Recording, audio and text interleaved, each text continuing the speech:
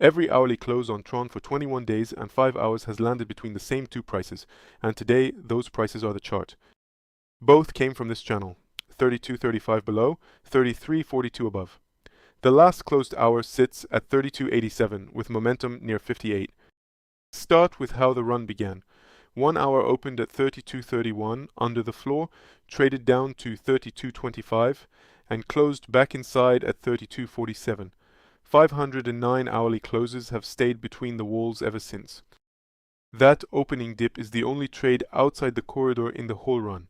Not 1 hour of the 509 has printed above the ceiling, and the other 508 fit inside 100 ticks. 2 days ago this channel framed 6 days of it and quoted a price for an hour that had not closed. That hour settled 3 ticks higher, and the file reads momentum 3 points high. So the chart today is 1 panel, 1 scale, no camera move, and 4 rectangles anchored at the right edge. The outer one covers all 509 hours, more than 3 times the window that video measured. It runs from 32.25 to 33.35, 110 ticks tall. Inside it sits the window the last video used, 148 hours, 32.54 to 33.12, 58 ticks. 2 days in from there, the 48-hour box runs 32.65 to 32.96, 31 ticks, and the whole of it sits inside the one before. Then the innermost, the 27 hours since the last upload, 32.71 to 32.96, 25 ticks, sharing its ceiling with the box around it. Now the part worth refusing. 4 boxes inside one another read as a funnel closing, and that picture is not evidence.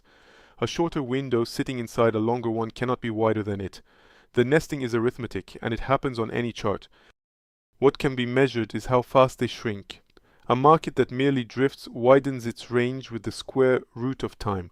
So divide each box by the square root of its own length in hours, and then read what comes out.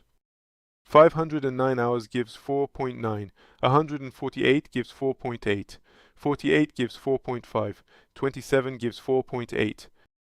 Those 4 readings sit within half a point of each other, and the tightest of them is not the shortest window. Scaled for its own length, this coil is close to what plain drift would draw. So, say what the corridor does imply.